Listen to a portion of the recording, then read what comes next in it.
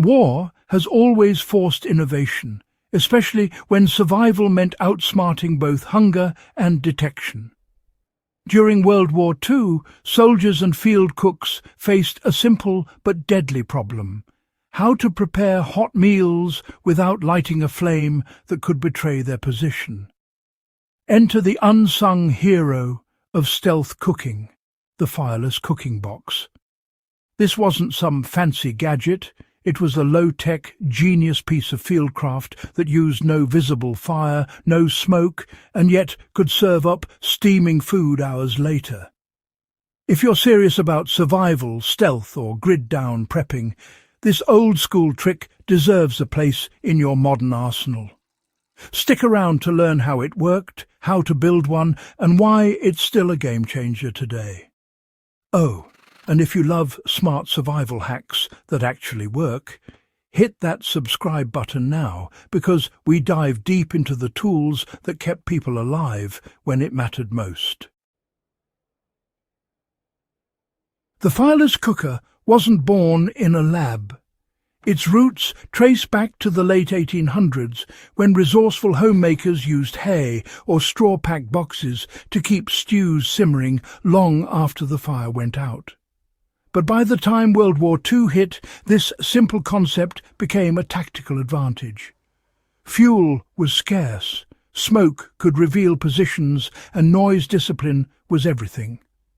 Soldiers, aid workers, and even civilians under blackout orders turned to this low-profile cooking technique to conserve resources and stay undetected.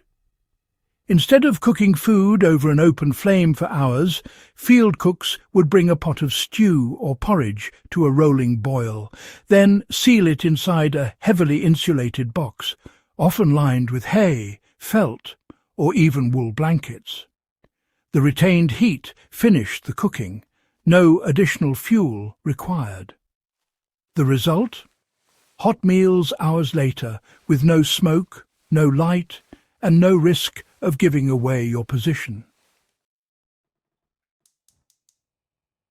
Think of it as thermal cooking before thermal cookers even existed. A fireless box worked on one principle: capture and conserve heat. Once your pot of food reached boiling temperature, around 212 degrees Fahrenheit, you'd quickly seal it inside the insulated box. The insulation trapped the heat energy, letting the food continue to cook gently through residual warmth. Tests from early 20th century field manuals showed how effective it really was. A 6-quart kettle of boiling stew placed into a hay-insulated box could stay above 170 degrees for 4 hours, and still around 155 degrees after 8 hours, well within the safe zone for hot-holding food. In an era when soldiers sometimes marched all day without access to open fires, this was revolutionary. Meals could be started at dawn, packed into the box, and still be piping hot by dusk. For stealth operations, this method was priceless. No flame meant no smoke trail for enemy scouts or aircraft. No crackling fire meant no sound to carry across still night air. And every drop of fuel saved meant more energy for warmth, movement, and endurance. Here's where the old meets the new, and where preppers can really learn from the past. Making your own fireless cooker is surprisingly simple, and honestly, it requires nothing you wouldn't find around a farm, cabin, or even a garage. You'll need a sturdy container, something like a wooden crate or metal chest.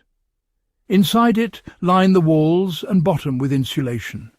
Hay, straw, shredded newspaper, old wool blankets, or felt padding all work well. Place your pot of boiling food in the centre, fill in any gaps with more insulation, and close it tightly. The key is to minimize airspace. Heat retention depends on a snug, well-packed fit. If you want to go full WWII authentic, some designs used a heated soapstone or brick under the pot to maintain temperature longer. These could be warmed beside the morning fire, then sealed inside to extend the box's efficiency. With that setup, a single brief fire in the morning could produce hot meals all day without another spark. To see how far technology has come, it's worth comparing a period-style fireless box with today's stainless steel thermal cookers. The results might surprise you. In many tests, the old-school haybox holds its own, while a modern vacuum-sealed cooker is more compact and convenient. A properly built fireless box can maintain safe food temperatures for up to 8 hours, nearly the same window. And while a commercial thermal cooker might rely on synthetic insulation, the WWII design is 100% sustainable and field-ready. You can build it from what's lying around. No batteries, no electricity, no signal signature. In a grid-down or bug-out scenario, that's exactly the kind of resilience you want in your kit. Let's bring this home. A fireless cooking box isn't just a relic. It's a blueprint for fuel-efficient, stealthy food prep. In a modern crisis, you might not want to broadcast your position with a campfire or generator noise.